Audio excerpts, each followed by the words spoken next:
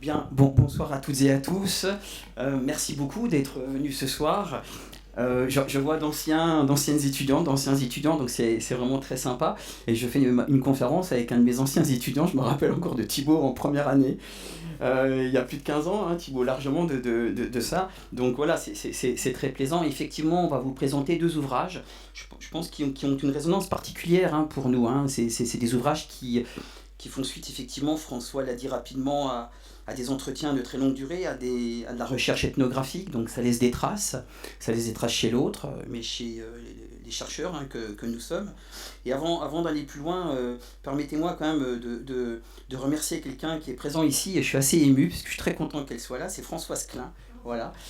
Bah si Françoise, parce que sans toi cet ouvrage n'existerait pas. Et en fait, c'était en 2021, tu es venu me voir, je sais plus à quelle occasion, et tu m'as dit en gros, il me faut un sociologue, hein. Je me rappelle, c'était à peu près ça. Et je dis ok, mais pour faire quoi? Bah parce que depuis très longtemps, Françoise Klein intervenait au centre pénitentiaire de Toul, qui est un centre pénitentiaire pour détenus de très longue peine. Donc pour le dire clairement, ils ont tous commis des actes juridiquement très très graves, hein. Après on verra les choses sous un autre angle, mais ils ont été jugés et c'est très bien, et le sociologue n'est absolument pas juge, hein, bien évidemment, mais Françoise, et moi je t'ai répondu non non. Je sais pas si tu te rappelles, hein, je t'avais dit non non, ça m'intéresse, la prison c'est pas mon truc. Je me sentais tout simplement pas capable d'aller mener une recherche et surtout de mener des ateliers avec toi pour monter une radio, par exemple. Il y avait une radio associative et puis des focus group, c'est-à-dire des entretiens collectifs. Et puis tu as su me convaincre et je t'avais dit, je sais pas si tu te rappelles François, je t'avais dit j'y vais une fois. Si ça me va pas bien, si je suis pas à la hauteur, si je suis pris par mes affects et mes émotions, dire si j'arrive pas à être sociologue, si j'arrive pas à faire des relances, je ne reviens pas. Et puis, à ma grande surprise, alors, je sais pas, je suis rentré une quinzaine de fois avec toi dans ce centre pénitentiaire, les 15 fois, les bruits métalliques, les bruits de porte, le fait qu'on dépose nos papiers, chaque fois, je crois que je te l'avais déjà dit Françoise, mais je vais vous le dire à toutes et à tous, chaque fois j'avais des petites gouttes de sueur froide dans le dos, et le pire qui a été pour moi, c'est le ciel. Vous savez, il y a un grillage au-dessus de nos têtes. Alors moi qui suis un petit montagnard des Vosges, c'est pas possible ça, vous voyez, même le ciel est rationalisé, hein, vous voyez, il est perpendicularisé, et ça c'est pas rien, parce que sous nos pieds, qu'en face de nous il y ait des barres, pourquoi pas, mais pas au-dessus de nos têtes, et ça m'avait, c'était assez terrible, à chaque fois je me disais, il n'y a même pas de ciel où on puisse voir les choses sans grillage finalement, hein. Et donc voilà, merci beaucoup Françoise, donc nous avons beaucoup travaillé ensemble, hein, et puis ensuite on a même fait d'autres ateliers sur d'autres sujets, mais... Et pourquoi je rends hommage à Françoise, d'ailleurs elle est sur la couverture du livre, parce que grâce à Françoise, j'ai eu l'autorisation, je dis on, mais là c'est moi, en tant que personne, en tant que chercheur, qui ai eu l'autorisation de quoi?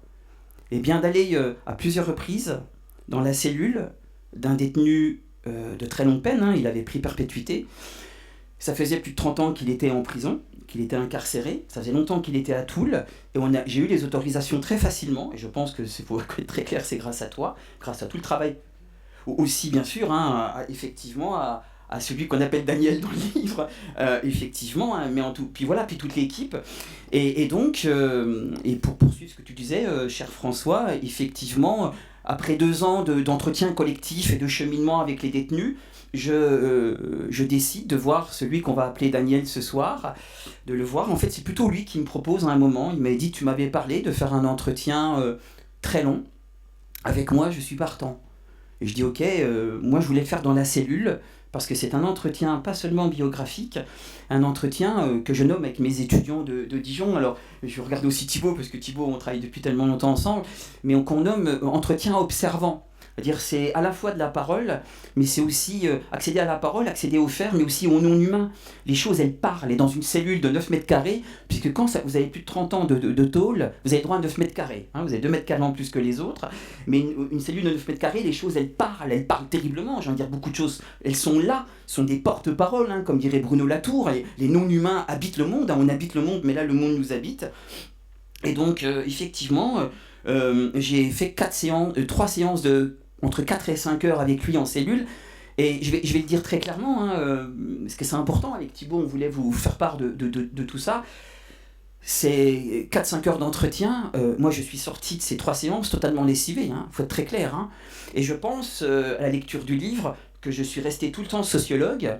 Dans ma tête, j'étais sociologue, dans mon ventre, dans mes émotions, dans mon corps, ça tremblait des fois. Il faut être très clair. Je me rappelle que je me parlais intérieurement, parce que vous comprenez bien que l'entretien, il est mené, le détenu, il est plus proche que Thibaut. Donc vous avez le regard, vous avez la respiration, vous avez l'intensité, vous sentez tout. Là, au sens, pas seulement figuré, au sens littéral, vous sentez tout. Et donc là, c'est toute une vie. C'est toute une vie, c'est un entretien biographique de plus de 15 heures. Il y a 16 heures d'entretien, et encore, je te remercierai plus après Françoise, mais je te remercie une dernière fois, parce que tu as fait un travail extraordinaire. Voilà. Faut remercier quand même. Ça, c'est pas l'œuvre de quelqu'un tout seul. Moi, tout seul, je suis rien du tout. Et donc, je fais cet entretien. Je pense que je suis resté sociologue. Je pense que j'ai raté très peu de relances. Les étudiants qui sont là, il y a François, un de mes doctorants à Dijon. Je suis très ému, vraiment. Merci beaucoup. Mais les relances, faut pas rater les relances. C'est très important. Les relances, c'est un respect de la parole de l'autre. C'est prendre les mots de l'autre. La parole, c'est pas le discours. La parole, c'est pas la langue. La parole, c'est une mise en forme singulière du monde. C'est les mots de l'autre, c'est la manière avec laquelle il se raconte, et là, on raconte pas n'importe quoi quand même. Moi, j'ai la chair de poule, là, vous le voyez pas quand je vous raconte ça, parce que bien évidemment, on a commencé par l'enfance, l'adolescence, et lui, c'est à 19 ans. C'est à 19 ans que Daniel, il commet l'irréparable sur un autre être humain. Et on a tout ce cheminement. Et l'enfance, elle est... de toute façon, c'est simple, mais les étudiants qui ont lu ce livre, notamment à Dijon, parce que j'ai présenté à Dijon à mes étudiants, bien sûr, et vous lisez le livre, il y a 156 pages d'entretien. En général, on ne lâche pas. Alors, vous voyez, je suis un bon vendeur, François. Mais au-delà de la blague, on est dedans, on ne le lâche pas. On est dedans, l'entretien. Et il n'y a pas de conclusion dans le livre. Alors moi, universitaire, pas faire de conclusion. Et en fait, j'ai voulu laisser le lecteur avec Daniel. J'ai pas voulu intervenir. Je pensais que ma voix, que ma parole n'avait pas à recouvrir la sienne. Donc on a laissé avec Françoise, parce qu'on a décidé tout ça ensemble, on a vu Daniel en prison, il a validé le texte. Waouh, que de cheminement, grâce à toi, sincèrement, tout ça, j'aurais jamais fait.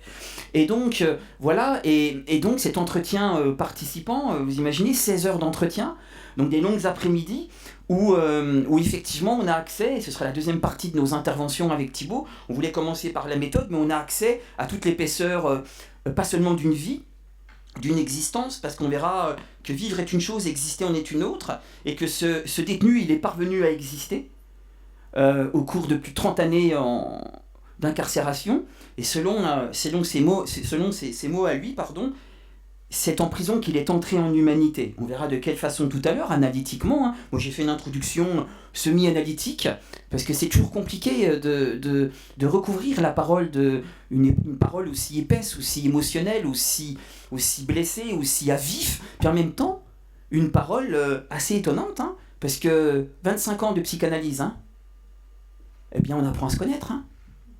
Qui ici a fait 25 ans de psychanalyse ? Rendez compte ? J'ai rarement rencontré un être humain, alors je vais le dire comme cela avec des guillemets, aussi transparent à lui-même. Attention, personne n'est transparent à lui-même, mais un être humain qui a passé autant de temps à devoir travailler sur lui, à se mettre en récit, c'est à la fois une qualité et un piège, mais le récit est passionnant. Vous savez, le récit, notre ami Philippe Chagnal, qui est décédé il y a 2 ans, mais parce que sans Philippe Chagnal aussi, ce livre n'aurait peut-être pas existé, sûrement même, disait le récit, c'est de la générosité. Construire un récit, c'est pas seulement construire un récit pour soi, c'est construire un récit pour l'autre. Et dans tout récit, il y a du don. Et qu'est-ce qu'on donne à voir dans le récit ? Là, il donne ses tripes. Il donne tout ce qu'il avait à donner. Et donc, c'est quand même extrêmement touchant. Moi, j'étais très très ému de la confiance qu'il nous a accordée tous les deux, clairement, parce que c'était encastré dans la relation que ce détenu avait avec Françoise Klein. Mais là, je pense, tout mis. Parce que, et je terminerai là-dessus, ce propos préliminaire, parce qu'il ne joue pas. Il ne joue pas au détenu. Là, on joue pas. On est. On n'est pas, vous savez, Jean-Paul Sartre disait qu'est-ce qui fait qu'on colle à soi, qu'on est, qu'on joue plus. On peut jouer, être un garçon de café, dans Lettres et le néant, il y a ce passage connu, peu importe, mais des fois on ne joue pas. Là, il ne joue pas. Mais tout sur la table. Moi non plus, j'ai pas joué d'ailleurs. Je suis resté sociologue, mais j'ai pas joué. Parce que, et Françoise, tu le sais, il y a très peu de personnes qui le savent. Mes étudiants à Dijon, quand ils me questionnent là-dessus, je leur dis j'ai terminé lessivé. Voilà, je vais le dire très clairement. Faut dire les choses. C'est important d'aller dans les arrière-boutiques du chercheur. Oui, j'ai fait un livre, j'ai vu un détenu 16 heures, un entretien biographique, ça s'est très bien passé, etc. Non, c'est beaucoup plus compliqué que ça. J'ai laissé mes tripes sur la table. J'étais épuisé. Il y a un soir, je n'ai pas pu conduire. C'était le deuxième entretien. Je suis monté dans ma voiture. Je me rappelle très bien, j'ai fait 500 mètres, j'ai posé ma voiture. J'ai fait une sieste dans ma voiture. Je me suis dit, je suis dangereux. J'étais tellement épuisé mentalement, émotionnellement, et j'irais même sensoriellement, vous voyez, épuisé, une sorte d'épuisement total. J'ai jamais connu ça. Hein. Il n'y a que là que j'ai connu ça quand même. Hein. Et donc, on ne jouait pas. Et à un moment, vous ne pouvez pas jouer.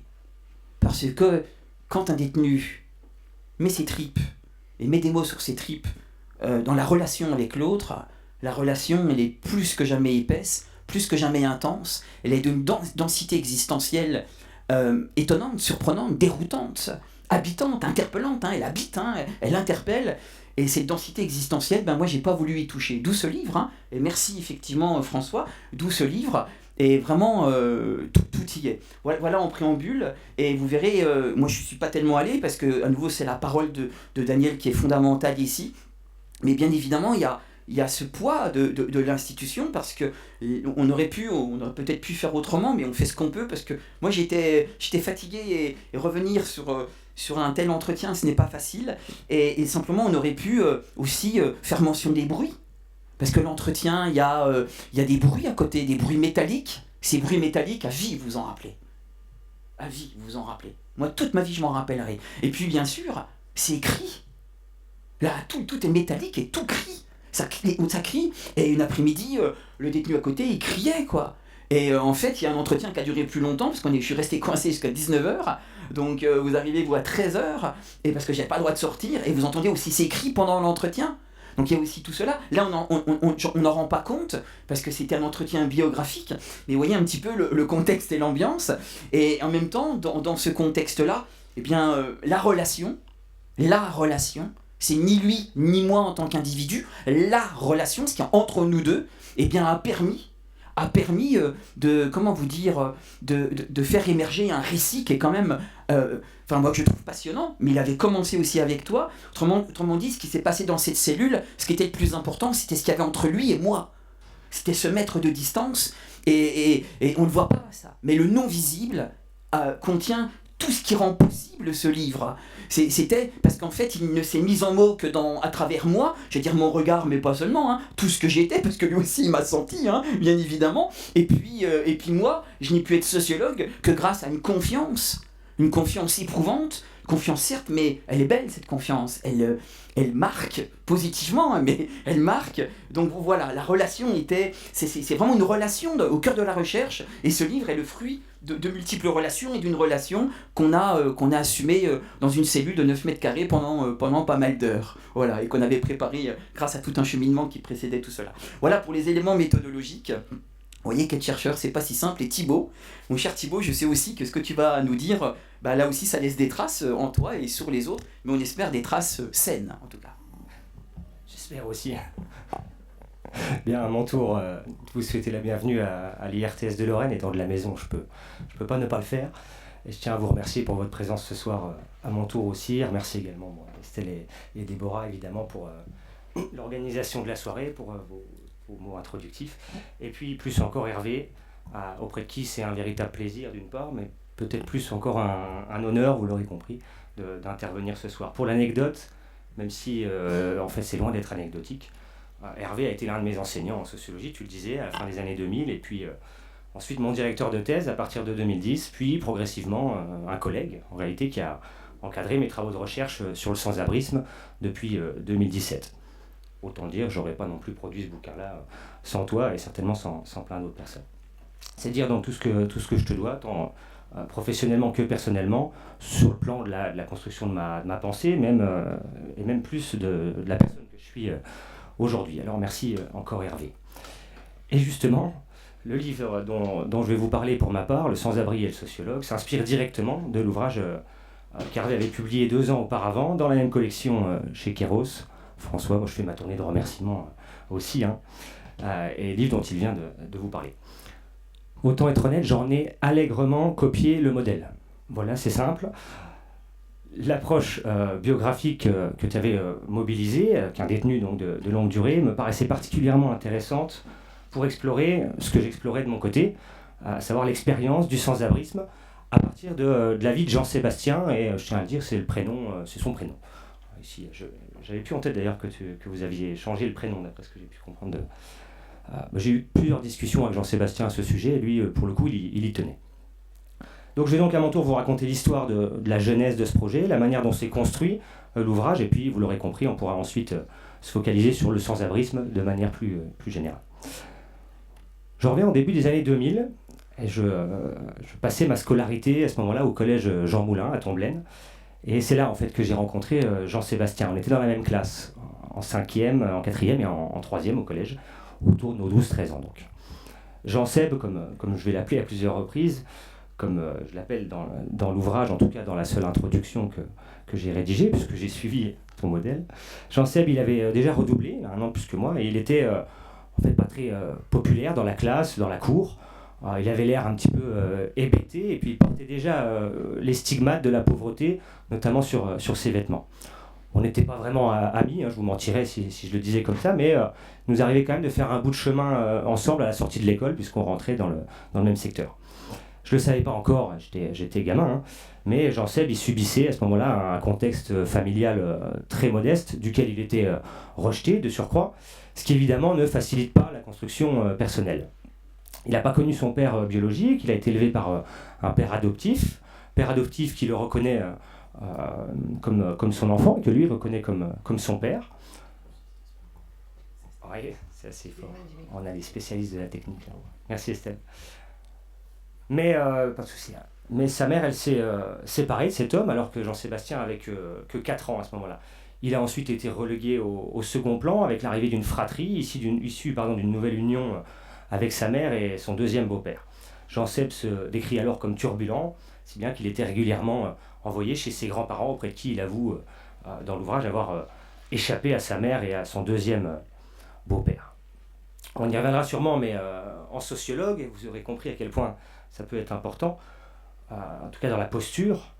Je dois préciser ici d'emblée que ce terreau familial que je viens de brosser trop rapidement, cette socialisation primaire, comme on dit dans notre jargon, c'est un élément qui semble déterminant dans la probabilité de faire plus tard l'expérience de la rue.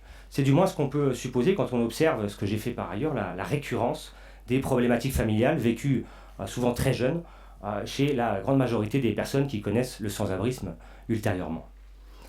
Alors avec Jean-Sébastien, on s'est perdu de vue ensuite quand on est passé au lycée. De mon côté, je découvrais la sociologie après le bac. J'avais découvert un petit peu la sociologie au lycée. Je dis ça avec un clin d'œil pour un autre de mes enseignants qui est dans la salle, qui m'a initié à la socio. Donc voilà, je découvre la socio, et Jean-Sébastien, lui, se lance dans des études de biologie après un bac S. Ce qui n'est pas forcément commun parmi les gens de la rue d'avoir le niveau de diplôme bac, encore moins, j'ai envie de dire, le bac S. Il enchaîne après sur une licence en biologie, mais il se rabat assez vite en fait, sur un bac pro électricité avec lequel il a pu travailler pendant plusieurs mois. Mais en fait que plusieurs mois, parce qu'autour de ses 20 ans, il vit à ce moment-là avec une femme avec qui il aura une fille qui est âgée de 19 ans aujourd'hui. Mais le couple se sépare et Jean-Seb part vivre chez son père adoptif, celui qu'il reconnaît comme son père, dans un logement social. La séparation lui pèse, il consomme beaucoup d'alcool à cette période, tandis qu'il est initié parallèlement à l'héroïne par le grand frère d'un ami. Lorsque son père adoptif décède brutalement, après 18 mois de cohabitation, grosso modo, Jean-Seb ne travaille plus et il n'est pas autorisé à reprendre le bail social. Il se voit donc expulsé. On lui intime de faire le 115 et de faire tout ce dont peut-être je parlerai tout à l'heure ou dans nos échanges, l'escalier de la réinsertion avec une série de placements et de déplacements de foyer en foyer. Donc c'est le début d'une histoire personnelle qui l'amènera donc à passer plus de 13 ans sans domicile, entre les parkings souterrains, les squats insalubres, les centres d'hébergement, la Manche et les addictions. Bon, de mon côté, à partir de 2017, j'ai commencé à conduire des recherches sur le sans-abrisme et l'urgence sociale, j'en parlerai tout à l'heure, sous la direction d'Hervé, toujours, vous l'aurez compris. Et c'est à cette période que j'ai recroisé Jean-Sébastien dans la rue. En fait, il faisait régulièrement la Manche autour de la gare, et pour moi, c'était de fait un lieu incontournable quand on veut comprendre le monde de la rue de l'intérieur. On a échangé quelques fois pendant plusieurs années. En fait, je le croisais. Moi, je n'ai pas trop réussi à l'accrocher à ce moment-là. Et puis, j'avais beaucoup de monde à rencontrer. Voilà, on se croisait. J'avais un peu des nouvelles quand je le voyais en ville ou même par téléphone. Mais c'est réellement en 2023 que l'idée de coécrire un ouvrage ensemble s'est dessinée. À cette période, je travaillais pour la ville de Nancy au sein du CCAS, dans le cadre du développement du plan Errance. Mathieu Klein a reçu comment le dire, a été plutôt bien accueilli dans les urnes hier. Voilà, ça fait partie de l'une des choses qu'il a développées au niveau de la solidarité. J'ai essayé d'y mettre ma pierre. On en reparlera aussi plus tard si vous le souhaitez. Mais à ce moment-là, je me rappelle bien parce que ça se passe devant les portes du CCAS. Jean-Sébastien me téléphone et on se donne rendez-vous. Il vient me voir justement donc devant les locaux du CCAS. Ça faisait quelques semaines qu'il retravaillait, qu'il avait obtenu un logement grâce au soutien d'un notable local qu'il avait pris sous son aile. Il avait besoin d'un service. Je vous passe les détails, mais je lui ai rendu ce service. Et j'en profitais pour lui proposer d'écrire ensemble une biographie centrée sur son expérience de la rue, idée que j'avais en tête. Vous me voyez venir, depuis qu'Hervé avait sorti ce bouquin-là. L'idée pour moi, c'était aussi d'éclairer un objet, le sans-abrisme, d'une nouvelle manière. Donc c'est ainsi qu'entre janvier et juin 2024, c'est assez récent finalement, on a effectué 4 sessions d'entretien biographique de plusieurs heures chacune, et ce sont ces entretiens qui constituent la chair de l'ouvrage. Au fond, au-delà de l'introduction d'une vingtaine de pages que j'ai écrite pour présenter l'objet, pour situer la parole de Jean-Sébastien, dans le même esprit que tu viens de le dire, Hervé, tout le reste de l'ouvrage, il est constitué de ses propos, directement retranscrits. Et je me souviens du travail qu'on a eu à faire avec François pour qu'on garde un style oral, puisque c'est du parler, c'est de la parole, tu le disais très justement, et en même temps qu'on nettoie un petit peu, qu'on perde absolument pas ces expressions, mais qu'on nettoie un petit peu d'éthique de langage, des choses comme ça. Donc, on a passé 2-3 fois le tamis, si je puis dire, là-dessus, et il me semble qu'il en ressort quelque chose d'écrit à l'oral sans être trop oralisant, et en même temps sans que ce soit, évidemment, il ne s'agissait pas du tout de réécrire ces paroles, quoi. Ça n'aurait pas eu de sens. Bon, il me semble, comme tu l'as dit, que ces entretiens consistent pas seulement à recueillir la parole de l'interlocuteur. On peut dire qu'il s'agit plutôt, tu as parlé d'entretien participant, Stéphane Beau parle lui d'entretien ethnographique. Bon, ça se vaut. On peut chipoter après si on était en séminaire entre sociologues, là je pense qu'on chipoterait sur ces deux termes. Mais l'idée, c'est que, tout comme tu l'as fait en observant la cellule de Daniel pendant les interviews, et même là tu nous as décrit des ambiances sonores, les entretiens que j'ai pu mener avec Jean-Seb ont été l'occasion d'observer la manière dont il habitait les logements dans lesquels se sont déroulées ces interviews. Et habiter, là, il faut vraiment le prendre au sens très large. Il ne s'agit pas simplement, comme on peut l'entendre trop rapidement, vous et moi, on a un logement habité, ça paraît naturel, ça paraît normal, mais on habite...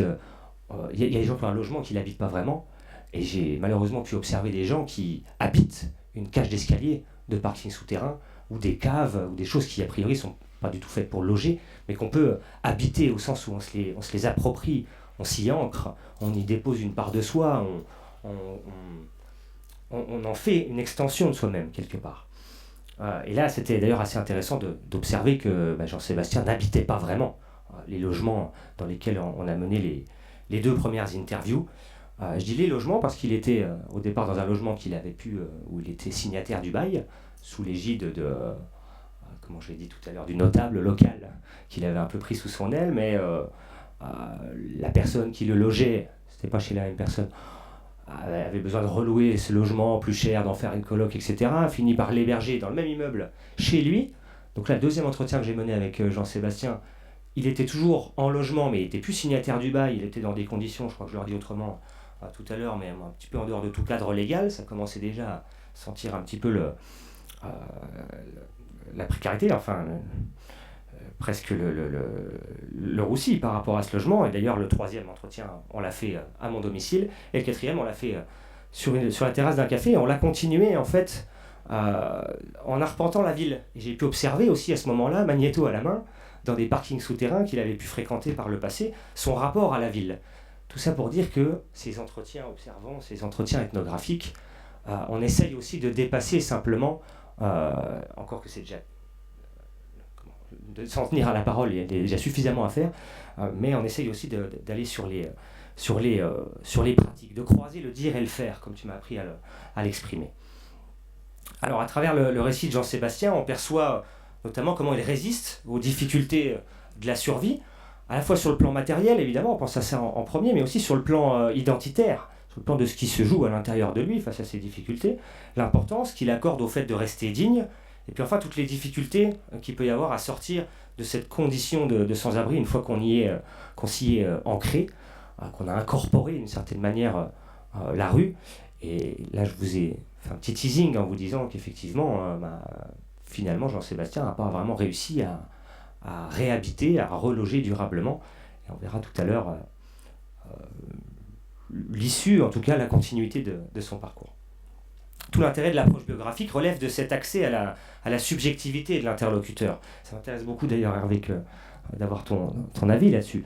La subjectivité de l'interlocuteur, ses sensations, ses émotions, ses ressentis, autant de dimensions qui restent inaccessibles au chercheur, même quand il essaye de se mettre en situation, en immersion, on pourrait dire, comme ça m'est arrivé de le faire à d'autres moments, j'y reviendrai. Ça permet aussi de voir comment le fait de se raconter engendre des enjeux de présentation de soi qui permettent à Jean-Sébastien de finalement donner du sens à son parcours, du sens au double sens du terme, sens de signification, mais aussi au sens de direction, donner un sens à son parcours. Signification et direction. Car il ne s'agit pas forcément de prendre pour argent comptant tout ce que raconte Jean-Sébastien et que je retranscris volontiers, puisqu'il ne s'agit pas de dénaturer ses propos, tout ce qu'il raconte sur lui-même, mais plutôt de prendre son récit comme l'expression d'une identité narrative.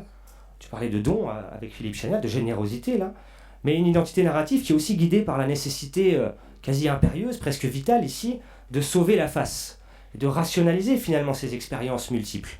Et donc, par exemple, à travers il y a des critiques qu'il peut porter envers les services sociaux. Je sais qu'il y a quelques professionnels du social dans la salle.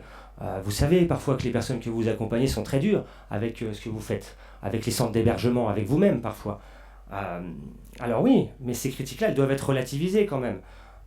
Bien sûr qu'on vient de prendre au sérieux la manière dont il a vécu ces différents passages en centre d'hébergement, en chantier de réinsertion par le travail, mais il faut relativiser aussi ce discours-là. On ne peut pas le prendre pour argent comptant. Dit autrement, le vécu raconté, il est précieux en ce qu'il éclaire l'expérience personnelle et puis l'expérience intime de l'interlocuteur, mais finalement, il ne saurait épuiser la complexité de la réalité institutionnelle de l'assistance. Peut-être tout à l'heure, on pourra en reparler, évidemment. J'en sais, bien, son discours n'a pas vocation à analyser l'institution et les travailleurs sociaux dans ce qu'ils peuvent faire qui fonctionne, qui est pertinent, dans ce qu'ils peuvent faire de bien ou de moins bien. Bon, cela dit, et je conclurai là-dessus avant de te repasser la parole, Hervé, Jean-Sébastien, il n'est pas forcément représentatif de l'ensemble des personnes sans abri. Il est représentatif de lui-même. Vous verrez que j'arrive à le ranger. Alors, nous, les sociologues, on fait des cases, on fait des catégories, on fait des simplifications pour pouvoir éclairer un peu mieux la réalité. Tout l'enjeu, c'est justement de ne pas réduire la réalité à ces cases, sinon on tombe dans le piège qu'on essaye de... Si vous avez lu la petite plaquette qui vous invitait à vous rendre ici ce soir, de ne pas réduire les gens aux catégories qu'on produit pour mieux les penser. Jean-Seb n'est pas qu'un sans-abri, c'est ce que permet de comprendre aussi cette méthode déjà, et puis ce qu'il en ressort. Donc il faut impérativement replacer son récit, comme il n'est pas représentatif de l'ensemble des personnes sans abri, replacer son récit, replacer son expérience dans la diversité des manières de faire face à la survie, et c'est ce que je vous proposerai tout à l'heure. Donc une fois tout cela étant posé, on va entrer, on est déjà dans le vif du sujet bien évidemment, mais on va entrer peut-être dans quelque chose qui est plus analytique. Qu'est-ce qu'on peut tirer de ces récits biographiques ? Notre boulot à nous de sociologues, c'est de comprendre. Comprendre suite à, on va dire, à des indications qui viennent de Max Weber, pour le dire vite, du sociologue allemand Max Weber. Comprendre n'est ni approuver ou désapprouver, ni excuser ou juger, mais saisir ce qu'il y a d'humain, et en l'espèce dans le cas de Daniel, et même de si humain, dans ce qui nous apparaît de prime abord comme radicalement inhumain. Daniel, il a tué, donc il est inhumain. C'est un assassin, c'est un barbare, c'est un connard, c'est quelqu'un qui est plus qu'étranger, il n'est pas humain. Et toutes ces catégories-là, elles sont présentes dans notre esprit, on ne peut pas ne pas catégoriser le monde, l'autre, etc. Il faut bien qu'on se situe, ici il y a des psychosociologues, certains ici le savent bien, mais notre travail à nous, c'est de comprendre effectivement l'épaisseur des parcours, et finalement de quoi, eh bien, d'aller plus loin que de simples silhouettes. En fait, si ce livre je l'ai fait aussi, c'est parce que il y a une révolte. Moi, j'ai une révolte. Chacun ses révoltes. Mais j'avais lu, quand j'étais étudiant, Albert Camus, L'homme révolté. Je n'ai rien compris. J'ai mis 25 ans à comprendre ce livre. Mais ce livre a cheminé dans ma tête. Et Camus a des mots qui sont pour moi extrêmement importants. Camus dit nos catégories nous amènent à considérer les autres comme de simples silhouettes. Donc l'autre n'est que ce que je projette sur lui, pardon. Et il faut se révolter contre cela, contre le confort de nos propres catégories. Il faut accepter un inconfort. Il faut accepter, dans le cas de Daniel, il faut accepter sa propre étrangeté. C'est ça qui est le plus dur. C'est le plus dur en fait. Quand on est en face de quelqu'un qui a tué, il faut accepter aussi l'idée qu'on est aussi étrange à soi et que nous aussi on peut être en colère et que des fois on peut avoir des envies terribles. Le problème c'est que lui il est passé à l'acte. Qu'est-ce qui fait qu'il est passé à l'acte ? Parce que Daniel, à 19 ans, il n'avait pas de personnalité. Il raconte son procès, ça va très vite le procès, hein. On lui demande de dire « je », de s'excuser à la première personne. Il ne peut pas le faire, il n'a pas de personnalité, ce que j'appelle, moi, un espace de sens intérieur. Il n'est pas structuré, il n'a pas de valeur. Donc il ne peut pas les mettre sur la table. Il ne dit rien, parce qu'il n'a pas de parole du sujet. Il n'est pas subjectivé. Et vous le comprenez, au regard du premier entretien, des 50 premières pages, il a été, pour de multiples raisons, il a été dans une configuration familiale qui fait qu'il n'était qu'un objet de multiples désirs, de multiples contradictions. Et c'est terrible ce passage. Mais vous comprenez qu'à des procès, il y a des personnes, elles ne peuvent pas dire quelque chose. Parce qu'il n'y a pas, à nouveau d'espace de sens intérieur suffisamment construit où on est en mesure, on peut justifier quelque chose, peut dire quelque chose. C'est impossible, ça n'existe pas. Et c'est fondamental de comprendre ça. Parce qu'ensuite on dit, et vous le savez bien pour beaucoup d'entre vous, ensuite la personne se construit. Mais bien évidemment qu'elle se construit. Mais là elle se construit, j'ai envie de dire ex nihilo. Il n'y a pas grand-chose avant. Il y a eu des besoins physiologiques satisfaits, quelques besoins affectifs, parce qu'il a quand même, bien évidemment, il est vivant, il est là, mais ensuite, psychiquement, émotionnellement, dans son espace de sens intérieur, il ne sait pas. Il ne sait même pas pourquoi il a commis l'acte. Il s'agit de comprendre, il ne s'agit pas d'excuser. Moi, j'excuse pas, c'est pas du tout mon job. Il s'agit de comprendre pourquoi un être humain à 19 ans n'est pas en mesure d'être un jeu, n'est pas en mesure de répondre de ses actes, n'est pas en mesure de quoi ? Eh bien, de pouvoir être un individu qui pose et qui pose son existence et qui met des termes sur son existence. Il n'existe pas. Il vit tout au plus. Et ça interroge frontalement chacune et chacun d'entre nous, et j'ai envie de dire même politiquement, et c'est un sujet sensible et pas facile, mais les conditions qui amènent certains êtres humains à ne pas être humanisés dans leur subjectivité à un certain âge. Et on sait très bien, nous autres les êtres humains, nous sommes des êtres pulsionnels, pas seulement émotionnels, pulsionnels, c'est anthropologique. On vient toutes et tous au monde avec des pulsions, plein de pulsions, de colère, de vie, de mort. Et ensuite, la psychanalyse l'a très très bien soulevé, bien sûr il y a les pulsions sexuelles chez l'être humain. On voit que c'est une question loin d'être simple aujourd'hui avec les réseaux sociaux, etc. Et ces pulsions sexuelles, elles sont présentes chez chacune et chacun d'entre nous. Nous avons une chance, beaucoup de chance, d'être là ce soir et de pouvoir décider ce qu'on a envie d'être. On a beaucoup de chance de nous maîtriser suffisamment pour décider qu'on peut être là ce soir dans cet amphithéâtre de l'IRTS et d'avoir la liberté de dire « je ». Et ce « je », il est suffisamment important pour que nous maîtrisions notre vie. Chez Daniel, ça n'existait pas tout cela. Ça n'existait pas.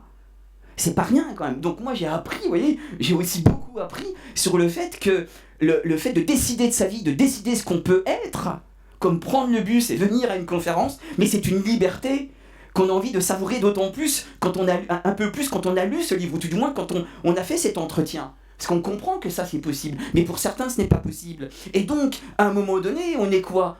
Des brouillons émotionnels, pulsionnels, je sais pas quoi. Et Daniel, en fait, il est un spectateur éloigné d'une non-vie. Le procès, tout ce qu'on lui demande, tout le monde parle à sa place. Tout le monde parle à sa place. Pourquoi Françoise ? Pourquoi Françoise ? Il me parlait souvent de toi. Pourquoi il nous a fait confiance ? Parce que enfin, On n'était pas les premiers. Il y a eu un aumônier, il y a eu un psychiatre, etc. On n'était pas les premiers, hein. Mais il y a eu ce qu'on appelle nous en sociologie des autrui significatifs, c'est-à-dire qui font sens, qui comptent dans la construction, qui marquent, qui laissent des marques, et des marques positives pour le coup, pas des marques destructrices qui se réduisent par un espace de non-sens intérieur. Et finalement, il est parvenu tout doucement à quoi ? Eh bien, à construire un espace de sens, et à travers des lectures, plein de lectures, il a commencé à poser quelques valeurs. Et il est entré en humanité. C'est-à-dire, il a commencé à avoir des jugements, des opinions. Il a commencé à défendre des causes. Il a commencé finalement à quoi ? Il a commencé à se parler à lui-même. Il a mis des années et des années. Il a commencé à avoir l'idée qu'il pouvait esquisser un face-à-face avec lui-même. C'est des moments extrêmement subtils, ça, dans un tel parcours. Pouvoir esquisser un face-à-face avec lui-même. Au passage, et c'est là qu'un entretien comme celui-ci et qu'un tel parcours de vie nous interroge frontalement aussi sur notre propre étrangeté, parce qu'il n'est pas sûr, pas du tout même, ici, qu'on est toutes et tous en mesure d'avoir un face-à-face très fort avec soi-même. Il y a des choses qu'on met, je sais pas où, dans notre espace de santé intérieur. Des fois, on ferme même pas la porte à clé. On met des agglos. On ne veut même pas y aller. Et ben lui, il est allé dans le pire. Alors, avec Françoise, parce qu'on va être très franc aussi, ma chère Françoise, parce qu'on en a parlé après, lors de voyages en voiture, de déplacements en voiture, jusqu'où il est allé ? On ne sait pas. Lui non plus ne sait pas. Il est allé loin dans l'objectivation, etc. Jusqu'où on peut aller. Mais vous voyez, et donc là, il commence, écoutez bien, ça pour moi c'est fondamental. Daniel commence, après 5 années, 8 années de détention, il commence à comprendre qu'il peut être plus que ce qu'il est. Ça c'est génial, parce que pour moi c'est la liberté humaine, c'est la vie humaine. C'est-à-dire il commence à imaginer, le terme imaginer il est de lui, à imaginer qu'il peut devenir un jeu, c'est-à-dire qu'il peut devenir un sujet, qu'il peut être dans des discussions et dire moi, je ne pense pas comme toi. Moi, je pense cela politiquement. Je pense qu'on devrait faire ça, etc. D'ailleurs, il s'en privait pas lorsque on l'a connu. Hein, il y allait, hein, et il rattrapait le temps perdu, Daniel. Hein. Et donc, c'est pas rien, ce processus. Nous, on dit en sociologie, en psychosociologie, on parle de processus de subjectivation. Donc, c'est bien ça, entrer en humanité. Et donc, entrer en humanité, c'est quoi ? Eh bien, c'est faire preuve de sympathie vis-à-vis de soi. La sympathie, c'est une faculté universelle qui nous incline à être affectés, sensibles à l'autre en tant qu'être humain. En tant qu'être humain. L'empathie, c'est être sensible à l'autre en tant que personne. Tout à l'heure, j'ai vu Gilles Spigolon, j'étais très content de le revoir. J'avais un petit peu d'empathie, je t'ai demandé comment ça allait, etc. Parce que j'avais appris quelque chose qui m'avait peiné, et donc j'étais en empathie, parce que c'est Gilles. Mais quand je suis en sympathie avec un être humain, on touche à l'universalité humaine. On n'est pas uniquement dans un parcours de vie. Et Daniel a compris finalement qu'il peut être en sympathie parce que ce qu'il a vécu, c'est terriblement humain. Le fait de ne pas être construit, durant ce que Thibaut a appelé une socialisation primaire, c'est terriblement humain. Si on est là ce soir, c'est que nous avons été accueillis lorsque nous sommes venus au monde, c'est que des gens nous ont suffisamment aimés. Pourquoi ? Pour nous câliner, nous parler, nous structurer psychiquement. Sinon, on serait soit débile, soit mort. Ça calme, hein ? La vie humaine, ça calme, hein ? Et on le sait bien, hein ? Moi, j'ai pu aller une fois dans ma vie dans une pouponnière voir des nourrissons en dépression, dire la mort est pas loin, hein ? La mort, elle est là, elle pointe le bout de son nez, hein ? Et il faut des câlins, il faut de la relation, il faut de l'amour, c'est ça les êtres humains, c'est ça nous, notre humanité. Et on n'est pas tout seul ce soir, avec Thibaut, on ne fait pas la conférence tout seul, vous êtes là, si vous n'êtes pas là, on ne fait pas de conférence, quoi. On va pas se dire, il ne sent pas le mur derrière, ça n'a aucun sens. Donc, vous voyez, cette conférence n'existe que parce qu'il y a vos regards, parce qu'il y a votre relation, etc. Le philosophe Hegel a bien décrit tout cela, entre autres, mais plein ont décrit ça, mais Hegel est certainement l'un des premiers. Et donc, Daniel, il comprend que finalement, dans la relation à d'autres, eh bien, il commence à se comprendre que ça, ce qu'il a vécu, c'est humain. Et il s'agit peut-être de commencer à se pardonner. Alors, vous allez dire, oh, qu'est-ce qu'il nous dit, le sociologue avec son ligne rouge, là ? Il va nous faire un truc peut-être très religieux, très chrétien, etc. Non. L'idée de se pardonner, elle est venue, en fait. Elle est venue de qui ? Du père de la victime. Il a pardonné Daniel, le père de cet enfant décédé. Il a pardonné, et le pardon, il faut le prendre au sens analytique, strict. Le pardon, c'est la possibilité de devenir plus que ce qu'on est. Et pardonner l'autre, c'est lui faire confiance pour se dire qu'il va devenir un peu plus que ce qu'il est, voire beaucoup plus. Quand on pardonne l'autre, c'est qu'on lui fait confiance pour être en mouvement, pour continuer à se construire, pour ne plus être ce qu'il est aujourd'hui. Ça, c'est génial. C'est Paul Ricoeur, ça. Hein, c'est le philosophe Paul Ricoeur. Moi, je n'invente rien. Ça, pour moi, c'est quand même, analytiquement, c'est pas rien. Parce que même dans nos vies quotidiennes, même des fois dans nos vies de couple, hein, oui, je te pardonne, mais comme ça tu me pardonnes. Ah, mais ça veut dire ça aussi. C'est-à-dire que je te fais confiance et tu seras un peu plus que ce que tu es aujourd'hui, donc tu prendras de la distance, etc. Et donc, Daniel, il comprend qu'il peut avoir de la sympathie envers lui-même, parce qu'il comprend que ce qu'il a connu en tant qu'être humain, eh bien, on n'est pas censé le connaître. On n'est pas censé le connaître. Et en fait, une fois qu'on est en mesure d'être en sympathie avec soi, eh bien, on peut commencer à être en sympathie avec l'autre. Donc il commence à regarder l'autre, à s'intéresser à l'autre, à l'observer, et si bien que Daniel, il va être intégré dans la vie pénitentiaire, hein. Il va être très intégré finalement, hein. Il sera avec nous, quand le premier focus group qu'on a mené, ma chère Françoise, il était extrêmement présent, extrêmement investi, et puis bien évidemment, il va découvrir aussi ce qu'on peut appeler l'empathie. Et donc Daniel comprend aussi que les catégories, elles ont leur importance. Pour le coup, il n'est pas radical là-dessus, il n'est pas catégorique. Il a été jugé. Oui, il a tué. Juridiquement, c'est un assassin. Ensuite, les années passant, on voit que c'est bien plus complexe que ces catégories, bien évidemment, et son parcours de vie nous le montre. Et finalement, là où le récit de Daniel est aussi fondamentalement intéressant pour un sociologue, c'est que et il est peut-être l'un des rares à connaître ça, je ne sais pas, mais c'est que dans une institution totalitaire comme une prison, où on est enfermé, eh bien lui, il s'est construit. Il s'est construit personnellement et humainement. Et d'ailleurs, il le dit lui-même assez tôt dans l'entretien, il a fallu que je sois en prison pour que des êtres humains s'adressent à moi en tant qu'être humain, avec du respect. Que certains s'intéressent à moi pour ce que je suis. Parce que dans son passé, on s'est intéressé à lui, non pas pour ce qu'il était, en vertu des projections qu'on posait sur lui, des projections qui finalement déniaient ce qu'il était et qui ne lui ont pas permis de s'éprouver en tant que personne singulière, en tant que je. Et finalement, là où moi, où j'ai tenté d'aller, c'est dans l'imaginaire. Qu'est-ce qui fait que les détenus tiennent le coup? Il y en a plein qui tiennent pas le coup, hein. Ils sont cachetonnés, complètement cachetonnés, c'est compliqué. C'est les prisons, on pourrait bien sûr aller dans le débat, mais parce qu'en France c'est compliqué, hein, les débats sur les prisons, hein. Ça a toujours été compliqué déjà du temps de Michel Foucault, encore compliqué aujourd'hui, mais ça casse les prisons, c'est impressionnant. Et qu'est-ce qui fait qu'on tient en prison? On tient en prison quand son imaginaire, on parvient à le maintenir, à le faire exister, à le nourrir. Or, c'est une injonction terrible de l'univers pénitentiaire, c'est que pour tenir, on a besoin d'un imaginaire, mais cet imaginaire, l'institution trop souvent le dénie en vous ramenant à des catégories. Mais tu n'es qu'un assassin, tu n'es qu'une merde, tu n'es qu'en trop. On ne sait même pas pourquoi tu vis. Et la catégorie d'être en trop, au passage, c'est quand même, si on suit Hannah Arendt, la pire catégorie d'être en trop. D'ailleurs, pour elle, c'est ce qui fonde le totalitarisme. Et Daniel parvient à construire cet imaginaire. Ça veut dire quoi? Il parvient à se projeter. Il parvient à avoir un horizon de sens devant lui. Il parvient à comprendre effectivement qu'il peut être plus que ce qu'il a été, bien évidemment. Il l'est déjà à ce moment-là, dans les relations qu'il a.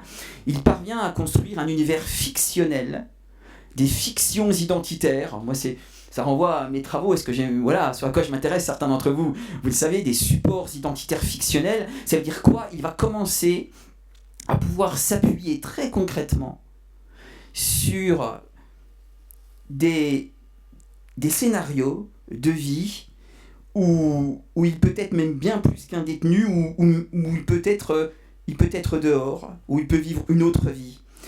Et ça, c'est fondamental. Si vous enlevez ça à un détenu, c'est un rideau noir, il n'y a plus de sens, c'est dur de se lever le matin, le sentiment d'avancer dans la vie, le sentiment d'être en vie devient très compliqué. Et l'univers pénitentiaire, vous disais-je, est dans une contradiction terrible, parce que d'une certaine façon, enfin pas d'une certaine façon, finalement, il y a tous des discours sur la réinsertion, etc. Mais si on abîme trop l'imaginaire des personnes, c'est foutu. C'est foutu. Et nous, on l'a bien vu avec Françoise. C'était compliqué parce qu'il y a beaucoup d'incertitudes. Parce que des fois, il y a des détenus qui sont tellement cachetonnés parce qu'ils ne tiennent pas le coup. Parce qu'ils ne tiennent pas le coup. Existentiellement, donc on prend des cachets, etc. Ils ne sont plus là. Ils sont plus là. Vous allez faire quoi avec quelqu'un qui, finalement, n'a plus vraiment d'emprise sur lui-même, où tout est compliqué. Donc voilà, me semble-t-il, l'immense leçon de cet entretien. Et finalement, vous voyez, c'est prouvé en dehors de catégories réductrices, en fait mutilantes sur le plan de l'identité. Et ce qui est très touchant aussi dans le parcours de Daniel, c'est que durant son enfance, il a été réduit à peu de choses par son père d'une façon générale, sauf à un moment donné, où il allait dans un petit cabanon, il y a 1 ou 2 après-midi, où il était autre chose que les catégories mutilantes de son père. Et finalement, il y avait aussi bien sûr les catégories mutilantes de sa mère. Et ce qui est terrible, c'est qu'en prison, tu es à nouveau des catégories.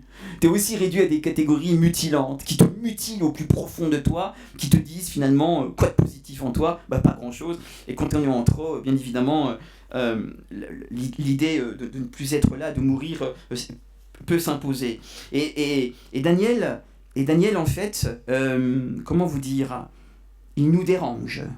Vous, moi. Il nous dérange parce qu'il nous rappelle l'insoutenable vulnérabilité de tout être humain. L'insoutenable fragilité de tout être humain, notamment lorsqu'il vient au monde. Il nous rappelle la responsabilité des autres dans la vie de chacune et chacun d'entre nous, notamment lorsqu'on est enfant. Et c'est bien une vulnérabilité anthropologique qui est crue ici. Hein. Elle est sur la table. Hein. Il n'y a pas de détour. Hein. Il nous rappelle que lorsque, effectivement, les cadres de socialisation ne sont pas posés, de façon constructive, tout du moins, il nous rappelle que nous autres, les êtres humains, notre vie n'a pas de sens. Le sens de la vie n'est pas dans la vie. Le sens de la vie n'est pas dans notre sang. Le sens de la vie, il n'est pas dans nos gènes. Le sens de la vie, il est dans la relation à l'autre. Il se construit dans la relation à l'autre. On ne naît pas avec un sens. Et que ça se construit. Quand ça ne se construit pas, eh bien, on s'échappe à soi. Mais on est aussi en mesure de domestiquer, via tout un ensemble de relations, via une artiste qui va dans un centre pénitentiaire, qui regarde, sans juger, sans mettre en catégorie, avec une éthique de la disponibilité, avec un psychiatre, un aumônier et peut-être un sociologue avec des lunettes rouges à un moment donné. Et là, on voit que finalement, là, il y a une réhabilitation de soi, enfin une réhabilitation, oui, une réhabilitation anthropologique de soi. C'est-à-dire, il y a quelque chose qui s'invente. Et finalement, dans ce récit qui est terrible, il y a un formidable message d'espoir. C'est que il n'est peut-être jamais trop tard pour, à travers des relations significatives, constructives, marquantes, eh bien, d'entrer en humanité, de devenir un sujet. Et Daniel en est un bel exemple. Aujourd'hui, il est dehors. Nous ne le voyons plus, ma chère Françoise, pour plein de raisons, mais je pense que c'est aussi bien. On lui rappelle aussi peut-être des choses, c'est compliqué, puis voilà, c'est comme ça. Mais en tout cas, moi je viens directement des nouvelles de lui. Il est dehors, il est sujet de sa vie, il se parle, il est en mesure de dire je, tout simplement, d'être une personne humaine. Il aura mis 30 ans, plus de 30 ans, à partir de l'âge de 19 ans pour l'être. Aujourd'hui, il l'est pleinement. C'est ça, comprendre. Comprendre, donc c'est ni juger, ni approuver, ni désapprouver, rien du tout. C'est comprendre, parcours de vie. Et finalement, ce que nous sommes, nous autres les êtres humains, finalement, ce que nous sommes. Voilà, vous voyez, ce récit où il nous mène et l'épaisseur de ce parcours. Et simplement, je terminerai là-dessus, cette révolte de Camus que j'ai mis longtemps à comprendre, je la trouve vraiment, vraiment belle parce que, surtout à un moment donné où je vais vraiment assumer mes propos, où quand même, On a des catégories mortifères, meurtrières, les identités meurtrières d'Amin Malouf, meurtrières, qui sont quand même des fois distillées de façon, j'ai envie de dire de façon, allez, on y va au sens de Hannah Arendt, banale. La banalité du mal des catégories identitaires mortifères aujourd'hui. Distillées comme ça, sur des plateaux de télévision, etc. Je crois quand même qu'à un moment donné, il faut réfléchir à ce qu'on dit. Parce que si certains, et j'assume tout à fait mes propos, mais si certains ont envie de voir d'autres êtres humains crever devant eux, parce que c'est ça aussi ce qui se passe en prison, il y a aussi des suicides en prison, etc., il faut vraiment qu'on interroge nos catégories, qu'on les assume. Et je pense qu'au-delà des catégories, c'est aussi assumer notre sensibilité d'être humain, c'est aussi nous réhabiliter nous-mêmes. C'est, autrement dit, je vais le dire pour moi, je ne me permettrai pas de le dire pour quelqu'un d'autre, mais je vais le dire de façon très cash, je pense que cet entretien et tout ce qu'on a fait avec Françoise, moi ça m'a rendu moins con. Voilà, humainement parlant. Et c'est déjà pas mal. Voilà.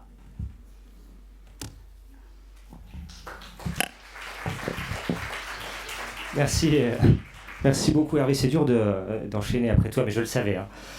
Je le savais, Ah bien sûr. J'aime la difficulté. Non, en plus, on voit bien comment tu produis une sociologie de l'identité et de l'humanité. Et à t'entendre, en fait, je prends conscience que, d'une certaine manière, avec la même méthode, finalement, j'ai pas le même projet. C'est-à-dire que moi, je fais un détour par la vie de Jean-Sébastien, c'est de ça que je vais vous parler. Non pas pour rentrer dans ses profondeurs, comme tu viens de le faire, très bien, mais pour mieux éclairer autrement l'expérience du sans-abrisme. Parce qu'il y a différentes manières, en réalité, de travailler sur le sans-abrisme. Et donc, je ne fais pas une sociologie de l'identité, je fais une sociologie de la marginalité, et je passe par la méthode biographique. On n'arrive pas au même... on ne prend pas le même chemin. En tout cas, on ne va pas au même endroit. On prend le même chemin, mais on ne va pas au même endroit. J'en prends conscience, là, vraiment, à t'entendre. Parce que ça fait bientôt 10 ans, en réalité, que je bosse sur la question du sans-abrisme, que je réfléchis avec différents types de méthodes. Et je voudrais revenir rapidement sur ces travaux, parce que ça permet justement de resituer l'expérience de Jean-Seb à la lumière de, finalement, la multiplicité des manières qui peuvent exister de survivre quand on n'a pas de logement. Alors, peut-être mon propos va être moins philosophique, mais je vais revenir sur mes marottes et peut-être quelque part moins vous parler de Jean-Sébastien, ou en tout cas quand je vais en parler, ce sera pour le mettre en relation avec le monde de la rue, et non pas quelque part en relation avec lui-même. On en reparlera, j'imagine. Le nombre de sans-domicile, je parle d'une multiplicité de manières de survivre. C'est d'autant plus vrai depuis qu'on a constaté que le nombre de sans-domicile ne cesse d'augmenter depuis les années 2000, moment auquel se sont déroulées les premières enquêtes quantitatives en France destinées à dénombrer le nombre de personnes sans domicile. Je le dis rapidement ici, mais on constate que le nombre de sans domicile en France, il a tendance à doubler tous les 10 ans. C'est assez vertigineux. 86 000 en 2001, 143 000 en 2012, presque doublé, plus 100%, c'est équivalent. On serait à 350 000 en 2025. Tous les 10 ans, on double le nombre de sans-domicile. Autant vous dire que ça maximise les chances qu'il y ait une multiplicité de manières de survivre. Je partais de là. Sachant que la grande majorité des personnes sans domicile comptabilisées dans les enquêtes de l'INSEE, là, c'est sérieux, les chiffres dont je vous parle, il y a aussi les estimations de la Fondation pour le logement, ancienne Fondation Abbé Pierre, qui ont tendance à gonfler un petit peu les chiffres, puisqu'évidemment ils sont dans des formes de plaidoyer, mais en réalité ils ne sont pas si loin des chiffres auxquels on arrive avec les enquêtes de l'INSEE et de l'INED. La grande majorité des personnes sans domicile comptabilisées dans ces enquêtes-là sont en fait hébergées dans des foyers ou des hôtels, hébergées temporairement. En réalité, seuls 10 à 15% de ces grands chiffres que je viens de vous donner, là, qu'il faudrait mettre en rapport, 350 000 aujourd'hui, seuls 10 à 15% d'entre eux peuvent être considérés comme sans-abri au sens propre, dans la mesure où ils dorment régulièrement dans des lieux non prévus pour l'habitation, des parkings souterrains, des squats insalubres, des tentes, des cages d'escalier, des halls d'immeubles, parfois, vous le savez, à même la rue. Donc quand on parle des sans-abri, c'est pas la même chose que quand on parle des sans-domicile. Tous les sans-abri sont sans domicile, tous les sans-domicile ne sont pas sans-abri. C'est une nuance importante, parce que j'en sais, pour le coup, il a connu principalement le sans-abrisme, au sens propre. Alors, parallèlement à cette explosion quantitative du phénomène, j'ai entendu des réactions onomatopiques quand je balançais quelques chiffres. De fait, j'ai même envie de dire, ça va avec, il y a une extrême diversification des parcours individuels qui amènent en situation de rue ou d'hébergement social, et puis aussi des logiques de survie que vont déployer les multiples, je mets des guillemets ici, les multiples profils qui peuplent le monde de la rue. On est désormais loin, aujourd'hui en 2025, 2026, désormais loin de l'unique figure du clochard, il y a des guillemets aussi sur ma feuille, figure du clochard qui a été analysée dans les années 90, vous situez peut-être Patrick de Clercq, pour ceux qui se sont intéressés au sujet, qui a écrit Les Naufragés, un véritable best-seller, qui, j'ai envie de dire malheureusement, fait encore date aujourd'hui, sauf qu'il étudie une situation qui a 35 ans, en parlant des clochards. Mais aujourd'hui, les gens de la rue, les clochards, ça représente une infime minorité, en tout cas une grande minorité des personnes sans abri, et plus encore des sans domicile. Alors c'est ce que j'ai vite compris lorsque j'ai commencé à m'intéresser à ce sujet-là, dans le cadre d'une première recherche qui s'est déroulée entre 2017 et 2019, recherche durant laquelle je me suis plongé quotidiennement ou presque pendant 8 mois dans le monde de la rue, en immersion, je vous l'annonçais tout à l'heure, pour partager les journées des gens de la rue, parfois les nuits aussi, sans aller jusqu'à dormir dans la rue quand même, on pourra revenir sur les détails si vous voulez tout à l'heure, mais l'idée c'était de comprendre leur expérience de l'intérieur. Toujours avec cette même idée, mais peut-être avec une approche collective, pour le coup. Étudier le monde de la rue par en bas, de l'intérieur, ça permet d'en faire ressortir ce que j'appelais ensuite les formes de structuration collective du monde de la rue. Et je voudrais vous en dire un mot, parce qu'on va voir comment Jean-Seb se situe dans tout ça. C'est-à-dire qu'en pratique, et à travers leur discours, les sans-abri, qui sont enracinés dans la ville, attestent d'une certaine organisation à 3 niveaux. Je vous l'ai dit rapidement, puis j'y reviens ensuite. L'organisation qui est spatiale et temporelle. Ils ne vivent pas hors sol, ils ne vivent pas hors temps. Une organisation qui est interactionnelle et relationnelle. Ils ne sont pas si isolés, si esselés. Ils peuvent être en proie au sentiment de solitude, mais ils ont beaucoup de relations quand même. Après, il faut mesurer la nature de ces relations. Spatio-temporel, interactionnel et relationnel, on va dire, des liens, quoi. Et puis, il y a une troisième dimension de cette structuration sociale, de l'expérience de la survie, c'est une dimension morale et identitaire. C'est en fait un ensemble de dimensions de l'expérience qui leur permet de survivre de différentes manières, parfois de survivre à minima. En effet, sur le plan spatio-temporel, loin on entend souvent parler d'errance, ou ces gens qui sont en errance. Moi, je me bats contre ce terme-là. Loin d'une supposée errance aléatoire dans l'espace urbain, comme ça, comme s'ils ne savaient pas où ils allaient et qu'ils n'avaient pas de but, comme si c'était le règne de l'aléa. Les gens de la rue que j'ai rencontrés, longuement et depuis longtemps, témoignent en réalité, dans leur grande majorité, on pourra toujours trouver des contre-exemples, mais de la mise en place de routines qui les amènent régulièrement dans les mêmes endroits, aux mêmes horaires. Il y a des espaces publics où certains se regroupent quotidiennement pour des moments de rencontre, de sociabilité, des moments d'attente aussi, parce que l'attente fait partie de la survie, des moments de consommation, je ne vais pas vous le cacher, consommation au sens large. Il y a toute une répartition collective des lieux et des moments de mendicité où chacun possède son coin, son créneau horaire. Il y a des circuits préférentiels, routiniers, je le disais, en fonction des lieux et des horaires d'ouverture des services sociaux. Évidemment, ça conditionne leur déplacement et leur journée. Et puis, il y a enfin des espaces qui sont transformés en ce que j'appelle des micro-territoires du chez-soi bricolé. Pardon. Le problème, c'est qu'en séminaire, après, on se fait taper dessus parce que c'est pas tout à fait du chez-soi, donc c'est du chez-soi bricolé. C'est pas tout à fait un territoire, parce que c'est tout petit et c'est concurrencé. Donc c'est des micro-territoires.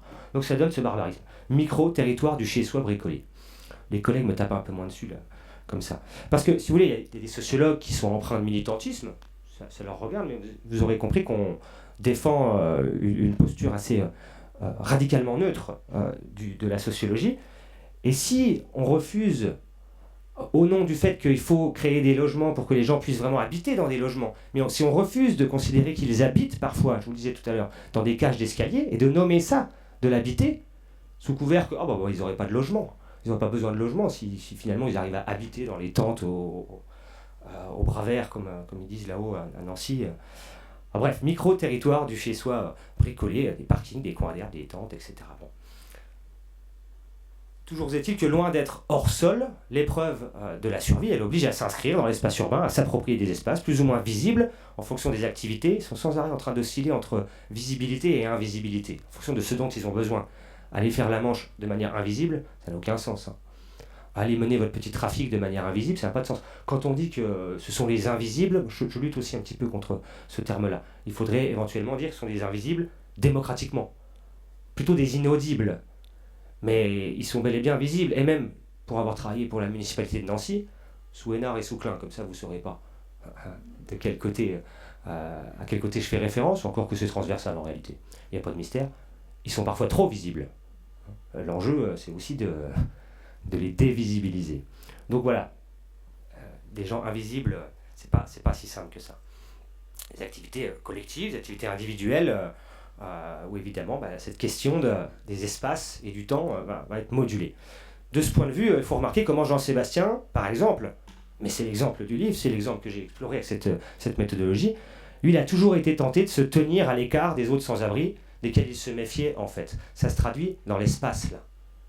Je disais tout à l'heure qu'il faisait la manche à la gare, mais il fait la manche debout en se déplaçant, à la rencontre comme ils disent. Ça se traduit dans le temps, il y a des moments qu'il évite, parce qu'il sait qu'il va croiser d'autres gens, ou à tel endroit. Bref, son rapport à l'espace et au temps est conditionné par cette idée de se tenir à l'écart des autres sans-abri. Ça se lit dans l'espace et dans le temps. Vous allez voir que ça se lit évidemment aussi au niveau des relations, parce que sur un deuxième plan, en partageant le quotidien des gens de la rue, comme j'ai essayé de le faire au maximum, on s'aperçoit aussi qu'ils ne sont pas si isolés, si esselés qu'on l'imagine a priori, avec un regard qui peut avoir tendance à être misérabiliste. Parfois on veut aider, mais on écrase avec un regard misérabiliste, infantilisant, qui tend vite vers le moralisme aussi. C'est pas facile d'aider. Bref, ils ne sont pas si isolés et si esselés que ça, et encore une fois, le dire, c'est pas non plus dire que tout va bien. Si on s'en tient uniquement à leur visibilité à la manche, je le disais tout à l'heure, pratique qui se fait généralement seule, on pourrait penser qu'ils le sont, isolés et seuls. Mais en fait, il y a de nombreuses interactions qui se jouent entre eux dans l'espace public, dans les services sociaux. Je regarde Amélie là-haut, qui a longtemps travaillé à l'accueil de jour. Ils se connaissent, les gens, ils ne débarquent pas tous tout seuls comme ça. D'ailleurs, parfois ils se rencontrent dans ces espaces-là, puis après ils nouent des alliances. Je vais y revenir. Des alliances assez ambivalentes. C'est tout un réseau d'interconnaissances en fait, qui se dessine, que j'ai essayé dont j'ai essayé de rendre compte. Un réseau qui est dynamique, alors c'est compliqué, vous faites une photographie d'un réseau à un moment donné, une photographie de façon de parler, mais vous redessinez un réseau, mais en réalité il y a des gens qui vont en prison, qui en sortent, qui vont à l'hôpital, qui en sortent, des gens qui se déplacent évidemment, qui viennent d'une ville, qui partent d'une autre ville, donc ce réseau il est dynamique, mais il existe pour autant. Il est difficile à schématiser, à arrêter comme ça, mais... Bon, puis il faut dire aussi que j'ai travaillé à Nancy, mes collègues parisiens ou marseillais me disent « Oh, t'exagères un petit peu, la taille de la ville et le nombre de personnes sans abri ou sans domicile plus largement qui c'est incomparable. » Donc peut-être que ce que j'observe, là il y a le piège ethnographique du localisme auquel tu m'as sensibilisé, et puis du présentisme aussi. Mais présentisme, je viens de le déconstruire avec cette idée que c'est des réseaux dynamiques. On ne peut pas en faire des photos. Et puis bon, ce que je dis est vrai à la limite pour Nancy, et dans une certaine mesure. La vérité étant souvent plurielle, ce qui la rend fuyante. Il y a aussi, qu'est-ce qui nous met sur la piste de ces relations, là, de ces liens qui peuvent être très importants pour eux? Une mémoire collective, des récits qui se passent, j'allais dire de main en main, plutôt de bouche à oreille, mais qui parfois remontent à des années et des années, et qui font qu'on est un groupe, quand il y a une mémoire collective, quand on peut dire nous, simplement pouvoir dire nous, et ça peut être important. Il y a des commérages, mais les commérages c'est quoi si ce n'est des formes d'interconnaissance? Et d'ailleurs, je vais y revenir parce que ces commérages c'est pas que du blabla, il y a des choses qui circulent dans ces commérages. Et puis il y a des réputations qui se jouent, des positions qui s'instaurent dans ce monde de la rue. Bon, tous les sans-abri ne s'inscrivent pas de la même manière non plus dans ce réseau d'interconnaissance, et vous aurez compris que Jean-Sébastien, il n'est pas au cœur. Il se tient plutôt à l'écart. Mais bon, dire qu'il y a des liens entre les gens de la rue, ça ne nous dit rien de la nature et de la forme de ces liens. Et pour être plus précis, on peut d'abord distinguer des groupes d'appartenance relativement stabilisés. C'est le groupe de Joey, c'est le groupe de Nono, etc. Bon, il y a des couples, plus ou moins basés sur l'amour ou la sexualité, parfois sans amour et sans sexualité, mais néanmoins des couples. Ou en tout cas des binômes aussi, des alliances très proches comme ça de deux personnes, des solitaires aussi évidemment, il y en a mais qui sont néanmoins reliés. J'ai observé simplement, c'est des petits gestes de tête, c'est des salutations mais qui peuvent prendre toute leur importance. En tout cas ils ne sont pas inconnus dans le monde de la rue, quand bien même ils se tiennent à l'écart. Et puis d'autre part discerner des relations sur la nature de ces relations qui relèvent tantôt de la solidarité, tantôt de la conflictualité, mais en réalité, je ne devrais pas dire tantôt, je veux dire à la fois. Et ça, c'est une énigme encore pour moi, je continue de travailler. C'est à la fois et en même temps de la solidarité et de la conflictualité. Les gens qui travaillent de près avec les gens de la rue savent qu'en 2 minutes, on peut devenir le pire ennemi et 10 minutes après, le meilleur copain. Et rebelote. Et c'est assez insaisissable pour un sociologue. Donc, c'est pas tantôt et tantôt, c'est à la fois. C'est les deux à la fois. Et ça relève peut-être de ce qu'une collègue sociologue, Corinne Lanzarini, appelle les alliances de circonstances. on est en galère, on est face à la survie, et à un moment donné, on va faire alliance, mais c'est les circonstances qui nous imposent cette alliance. Et on va surjouer peut-être le don, la générosité, la réciprocité, parce qu'on a besoin de l'autre à ce moment-là, mais à un moment donné, la survie, ça se joue tout seul aussi. Et vous le voyez bien dans les séries, il y en a à foison maintenant, je pense à Walking Dead, des séries post-apocalyptiques, où à un moment donné, il s'agit de survivre, enfin, vous allez me dire, les sans-abri aussi, à un moment donné, c'est la mort qui pointe le bout de son nez, mais là, on est encore plus exposé dans ces séries-là, où à un moment donné, survivre, ça peut supposer d'ôter la vie à quelqu'un de proche, quoi.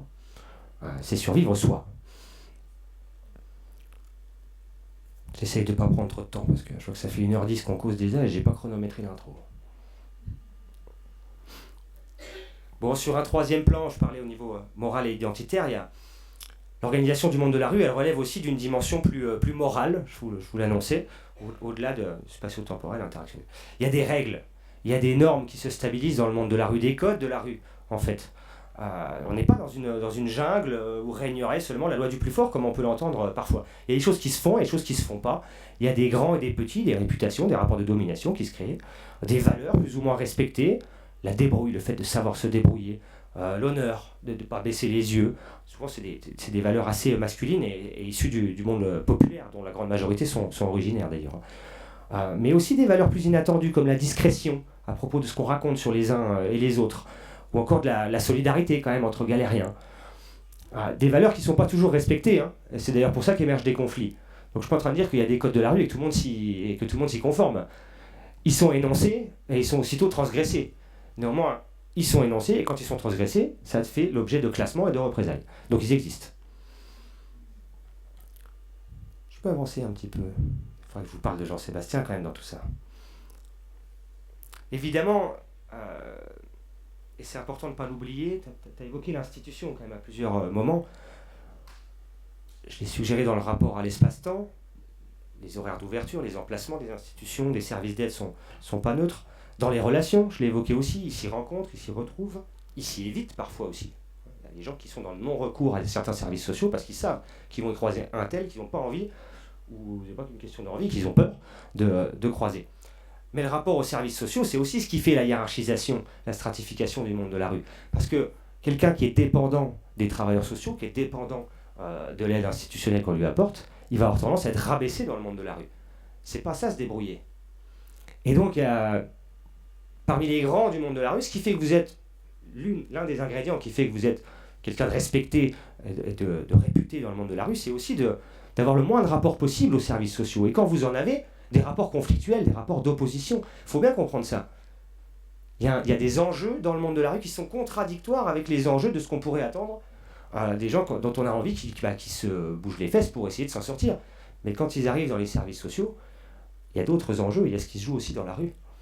J'ai plein d'anecdotes si vous voulez à ce sujet, mais je me les garde pour quand vous y ferez peut-être appel.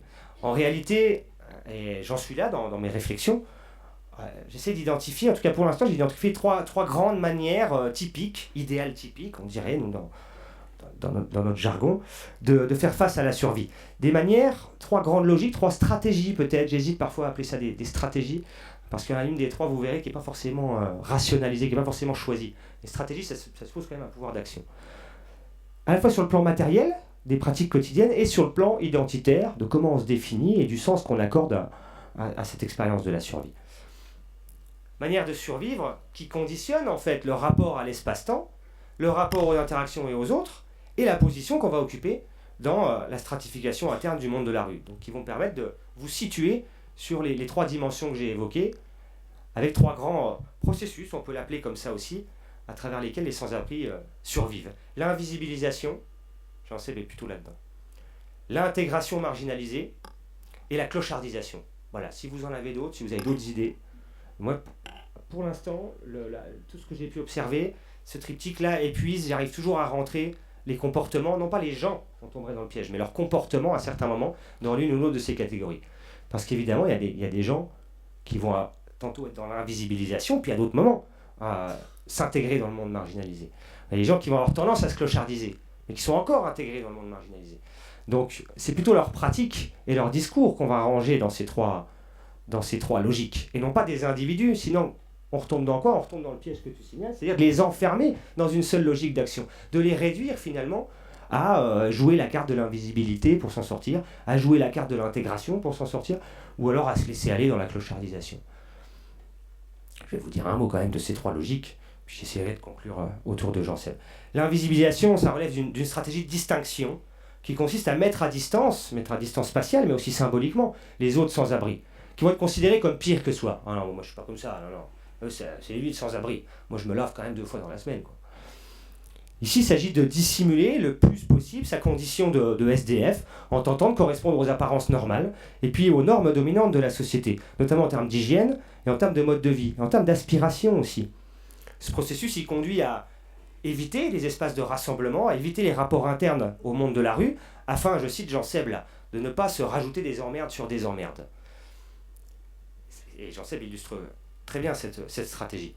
L'enjeu, c'est aussi de se protéger de relations qui peuvent s'avérer dangereuses en sélectionnant, mais je crois que c'est le terme, précisément les gens considérés comme fréquentables, et puis ceux à contrario qui sont décriés comme infréquentables.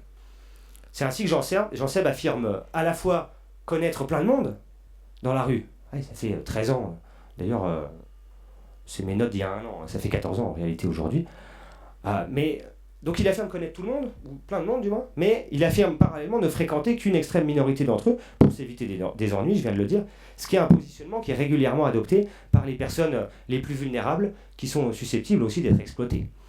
On peut le comprendre comme ça. Parallèlement, l'invisibilisation, ça relève d'une aspiration à la réinsertion normalisée, en cherchant du travail, en cherchant un logement, en essayant de respecter les injonctions pesantes qui traversent le processus d'accompagnement et d'hébergement social, ce qui n'est pas si évident.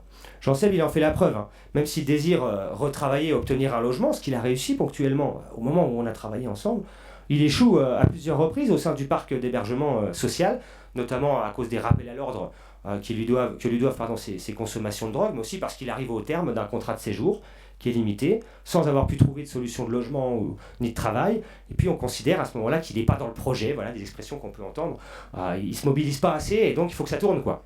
Cruelle réalité des logiques d'activation et puis des logiques de mérite qui ont cours dans les centres d'hébergement quand s'organise institutionnellement la rotation des personnes hébergées, faute de place suffisante pour les accueillir. Faute de place suffisante pour accueillir tout le monde. Il ne faut pas du tout jeter la pierre aux travailleurs sociaux. C'est le système dans lequel ils sont obligés de travailler qui les contraint parfois à remettre des gens à la rue, alors que leur boulot c'est quand même de les sortir. On pourra y revenir. Et un deuxième processus qui peut se donner à voir, qui peut faire suite à des phases d'invisibilisation, quand on s'enracine dans la rue, c'est la stratégie d'intégration marginalisée dans le monde de la rue et dans ses logiques internes. Jean Seb, il semble avoir résisté à ce processus qui consiste en fait à s'inscrire dans les espaces collectifs appropriés, dans les rapports sociaux qui structurent le microcosme de la rue. Ici, dans cette logique, du moins, les sans-abri se définissent comme des zonards ou comme des gars de la rue, par opposition aux personnes à la rue. Ils souscrivent au code de la rue, qui mettent en valeur, je vous l'ai dit tout à l'heure, l'honneur, la force physique, l'indépendance, la débrouille, tout en dévalorisant, au contraire des premiers, les normes dominantes qui sont celles du travail, du logement ordinaire et de la vie décrite comme métro, boulot, dodo. Moi j'emmerde ce monde de consommation. Vous comprenez, il y a une intégration marginalisée presque revendiquée. L'aventure, la liberté, la teuf sont revendiquées à partir de discours contestataires, qui s'opposent, parfois simplement, souvent l'expression c'est celle-ci, moi je veux rendre de compte à personne. Je veux pas être dans la société en fait. Alors on pourra en reparler parce que là il y en a peut-être qui se disent mais il y en a c'est leur choix finalement. La question du choix en sociologie, on sait à quel point elle est compliquée. On fait des choix le plus souvent contraints, on est déterminé à faire des choix, on fait des choix de toute façon avec les seules cartes qu'on a en main, qui viennent d'où? De notre socialisation, des cartes qu'on a reçues d'une certaine manière. Donc la question du choix est compliquée bien souvent, mais j'en parlais encore récemment avec d'anciens de la rue qui revendiquent encore ce choix. Parce qu'il y a aussi un enjeu identitaire. Et là, je pense que tu comprendrais ça et tu l'exprimerais mieux que moi. Mais qu'est-ce qui vous reste quand vous êtes sans abri depuis 10 ans, que vous avez été mutilé identitairement à plusieurs reprises? La seule force qui peut vous rester, pour dire c'est encore de revendiquer la galère et la marginalité que vous avez subie.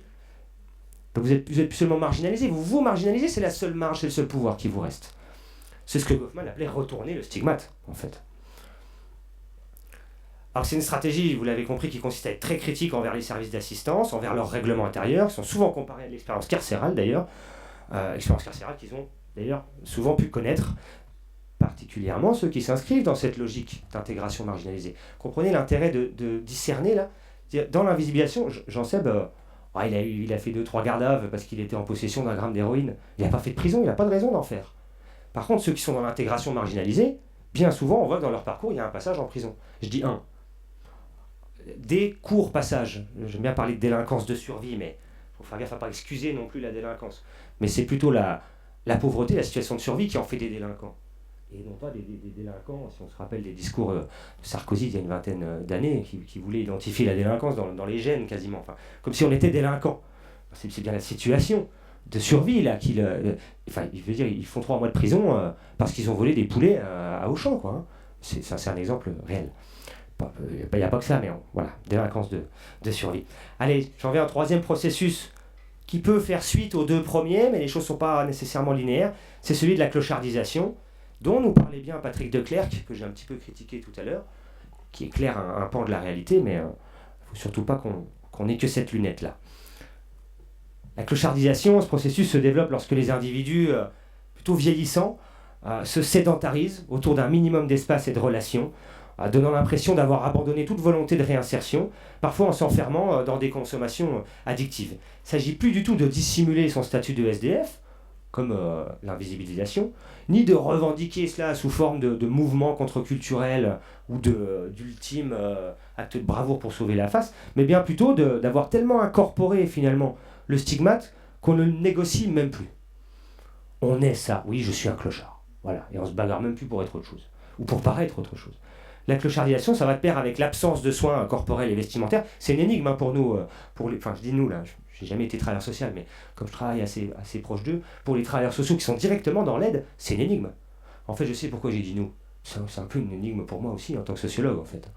Même si j'essaye là de saisir un peu le sens qu'il peut y avoir. Ce qui a fait dire à Declercq, ce qui a fait plaquer à Declercq un prisme assez psychiatrisant. Quand on n'a plus rien pour expliquer, on l'explique par la folie. Souvent, on n'est pas satisfait, nous les sociologues, par ça, même si nécessairement ça peut exister. On peut d'ailleurs se demander dans quelle mesure Daniel, son acte, mais peut-être plus généralement son parcours, a été expliqué par la psychiatrie ou pas. On verra, c'est une première question que je te lance. Tiens.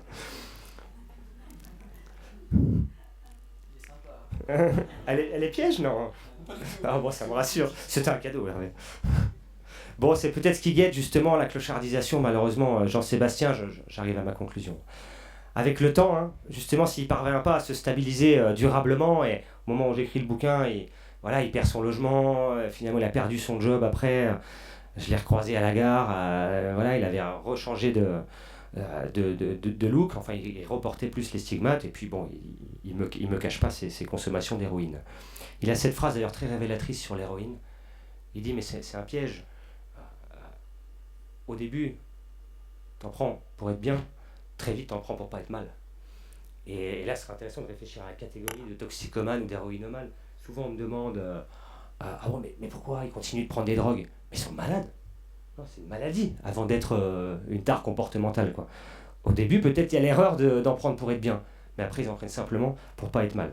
Je vous passe ce que j'ai pu observer des situations où ils disent être en cacahuète, être en chien, être en manque, en fait. Et c'est terrible.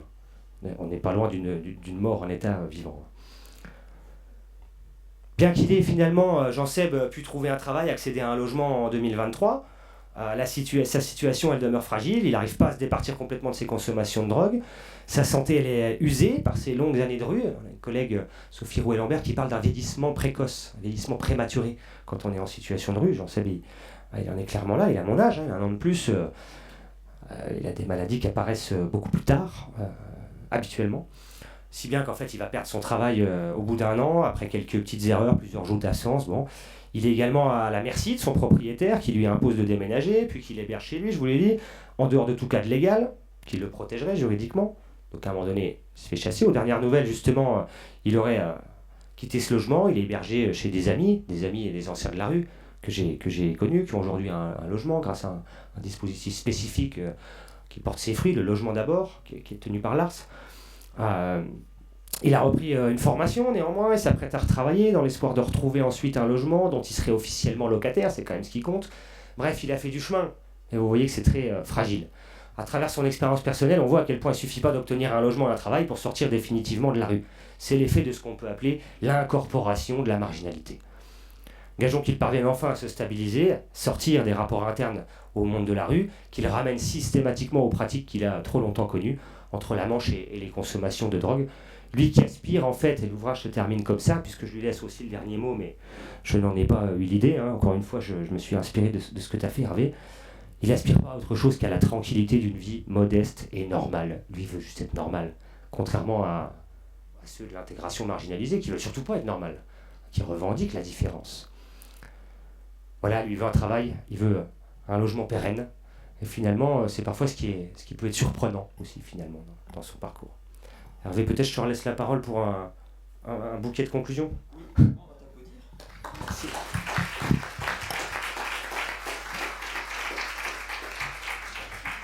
Ça va être quelques mots, puis après on papote, hein, on est là pour ça quand même, hein, on va échanger. Hein.